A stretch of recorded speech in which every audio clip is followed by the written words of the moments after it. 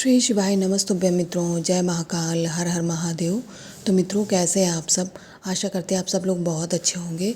मित्रों, हम सबको पता है कि आज है 16 मई और आज है तुम्रका जयंती का बहुत ही प्यारा सा दिन के उपाय आप लोग कर चुके हैं। अब हम लोग प्रदोष काल में ऐसे कौन से उपाय हैं जिन्हें करके आप अपने घर के धन की कमी को, घर में पड़ रही जो बीमारियां जो समाप्त नहीं हो रही उन्हें दूर करेंगे और साथ ही में क्रोधी प्रवृत्ति के व्यक्ति के क्रोध को शांत करने का उपाय करेंगे। तो चलिए मित्रों, जल्दी से करते हैं वीडियो को स्टार्ट। आप सब लोग मेरे साथ वीडियो में लास्ट तक बने रहिएगा।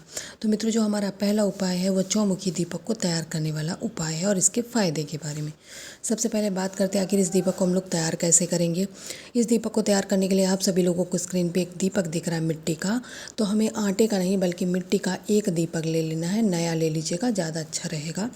मिट्टी का दीपक लेने के बाद में उसमें जो बाती आज प्रयोग की जाएगी वो चौमुखी, यानी कि दो लंबी लंबी बाती आपको क्रॉस करके चौमुखी बाती का निर्माण कर लेना है। साथ ही में से आज हम प्रज्वलित करने के लिए घी का प्रयोग करने वाले हैं। अगर गौ माता का दूध का बना हुआ घी मिल जाए तो अति उत्तम होगा। कहने का मतलब सोने पे सुहागा हो जाएगा। ठीक है मित्रों, दीपक तैयार करने के बाद में उसे उठाएंगे और आपके घर में जो महादेव जी का शिवलिंग विराजमान है, छोटा या बड़ा जैसा भी, वहाँ पर आप सभी लोग जाएंगे।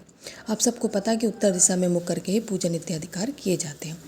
यहाँ पहुँच करके सबसे पहले आपको एक चुटकी अक्षत चावल के दानों का आसन लगाना है, क्योंकि डायरेक्ट धरती पर माता पर कोई भी दीपक नहीं प्रज्वलित किया जाता। ठीक है मित्रों, अब यहाँ पर चावल के दानों के ऊपर आप इस चौमुखी दीपक को स्थापित करेंगे। दीपक जब आप स्थापित कर चुके होंगे तो इसकी बत्तियों को प्रज्वलित करेंगे। तो तुम्रकेश्वर महादेव जी के नाम से इस दीपक की चारों बत्तियों को आप प्रज्वलित कर देंगे। साथ ही में यहाँ पर आप हाथ जोड़कर बैठ जाएंगे और महादेव जी से निवेदन करेंगे, उनसे अपने दिल की बात कहेंगे, क्योंकि जो भी बात हम अपनी इच्छा किसी से नहीं कह पाते वो अपने इष्ट, अपने आराध्य देव के समक्ष कह पाते। चाहे वो हमारी खुशी हो, चाहे हमारा दुख हो, या कोई भी किसी भी प्रकार का कष्ट हो, आपको महादेव जी से कहना है। अपनी मनोकामना इच्छा कहने के बाद में जब यह दीपक ठंडा हो जाए, यानी कि बुझ जाए, उसके बाद आप इस दीपक को उठा लेंगे। इस दीपक के नीचे जो भी आपने अक्षत चावल के दाने डाले थे उन्हें उठा करके किसी भी पेड़ के नीचे आप डाल देंगे, जिससे जो चिड़िया हैं उन दानों का सेवन कर लेंगी और आपको इस उपाय का पूरा फल प्राप्त हो जाएगा। तो पहले उपाय की बात कर ले और मैं आशा करती हूँ आप लोग समझ गए होंगे। अब वीडियो में आगे हम लोग बात करेंगे आखिर इस तुम्रका जयंती के दिन हम दूसरा उपाय कौन सा करने वाले हैं। मित्रों, जो हमारा आज का दूसरा उपाय है वह, यदि कोई रोग बीमारी होती है, हम लोग दवाएं खाते हैं तो दवा का असर नहीं होता, वही दवा दूसरा व्यक्ति खाता है उसे असर होता है, लेकिन आपके शरीर पे कोई असर नहीं हो रहा है। ऐसे में आप सभी लोगों को एक उपाय करना है।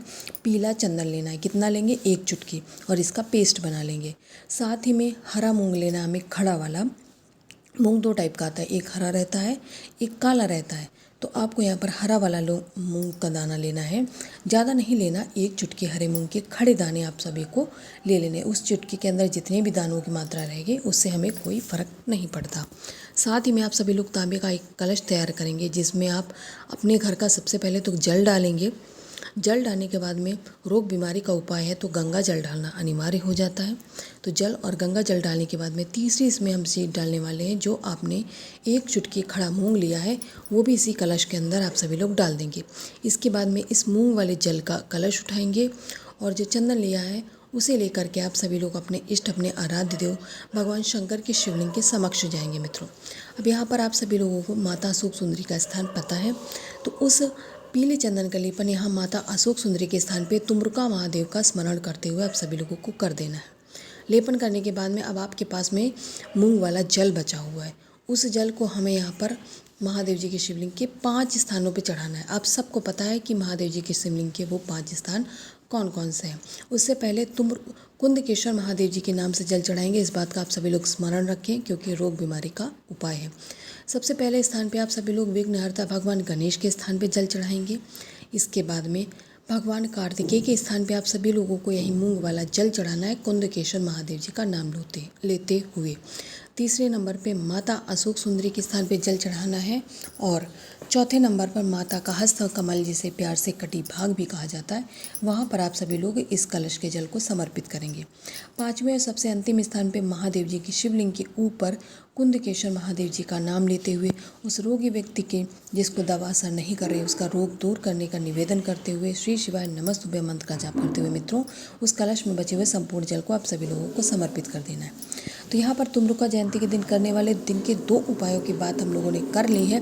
अब हम लोग वीडियो में लास्ट में सबसे अंतिम और तीसरे उपाय की बात करेंगे, जो कि है हमारा क्रोध मुक्ति का उपाय। हमारे घर में एक ऐसा व्यक्ति ज़रूर रहता है जिसको क्रोध बहुत जल्दी आता है और बहुत देर से जाता है। वह घर के पूरे माहौल को ख़राब करके रखता है। तो ऐसे में आप सभी लोगों को उसके लिए एक उपाय करना है। उसके मन में मिठास लाने के लिए 1 चम्मच शहद लेना है। ठीक है मित्रों, किसी भी ब्रांड का हो, उससे हमें फ़र्क नहीं पड़ता। साथ ही में महादेव जी की सबसे प्रिय वस्तु 1 बेलपत्र ले लेनी है, जो कहीं से खंडित नहीं होनी चाहिए। बेलपत्र लेने के बाद में तीसरी चीज़ लेंगे आप सभी लोग अक्षत चावल के दाने। यहाँ पर आप सभी लोगों को अक्षत चावल के 3 दाने लेने हैं। तीनों की तीनों अक्षत होने चाहिए, खंडित नहीं होने चाहिए। इन तीनों चीज़ों को लेंगे। इसके बाद में आप सभी लोगों को एक कलश तैयार करना है अपने घर का, जिसमें आप सभी लोग अपने घर का शुद्ध जल लेंगे और गंगा जल भी लेंगे। ठीक है मित्रों, कलश तैयार कर लेंगे, अक्षत चावल के दाने, 1 बेलपत्र और उस व्यक्ति के मन में मिठास लाने के लिए जो शहद लिया है, इन सभी चीज़ों को लेकर के मित्रों देवादिदेव महादेव भगवान शंकर की शिवलिंग के पास जाएंगे। सबसे पहले आप सभी लोगों को उस शहद का लेपन करना है महादेव जी की शिवलिंग के बिल्कुल ऊपर। शहद का जब लेपन आप सभी लोग कर रहे होंगे तो हाटकेश्वर महादेव जी का स्मरण करते हुए करना है। लेपन करने के बाद में जो 1 बेलपत्र बची है उसे आप इसी शहद के ऊपर समर्पित करेंगे, चिपका देंगे। जब भी बेलपत्र समर्पित करें मित्रों तो चिकना वाला हिस्सा हमेशा महादेव जी की शिवलिंग पे समर्पित किया जाता है और जो खुरदुरा वाला हिस्सा रहता है वो ऊपर चढ़ाना होता है। ठीक है मित्रों, बेलपत्र समर्पित करने के बाद में जो 3 अक्षत चावल के दाने लिए उन्हें भी आप लोग हाटकेश्वर महादेव जी का नाम लेते हुए उस रोगी व्यक्ति का, जो क्रोध करता, क्रोधी व्यक्ति के मन में मिठास लाने के लिए, उसके गुस्से को शांत करने का निवेदन करते हुए समर्पित कर देना है। और सबसे लास्ट में अपनी मनोकामना कहने के बाद में श्री शिवाय नमस्तुभ्य मंत्र का जाप करते हुए महादेव जी की शिवलिंग पे जल को समर्पित कर देना है। तो यहाँ पर मित्रों मैंने अपनी तरफ से पूरा प्रयास किया आप सभी लोगों को तीनों उपाय समझाने का, और मैं आशा करती हूँ आप लोग समझ गए होंगे। अगर कुछ भी संशय है, कुछ भी आप लोगों को पूछना है तो कमेंट सेक्शन में कमेंट करके पूछ सकते हैं। ऐसे ही महादेव जी का आशीर्वाद सदा आप व आपके परिवार पर बना रहे। श्री शिवाय नमस्तुभ्यम। आप सभी का दिन शुभ हो।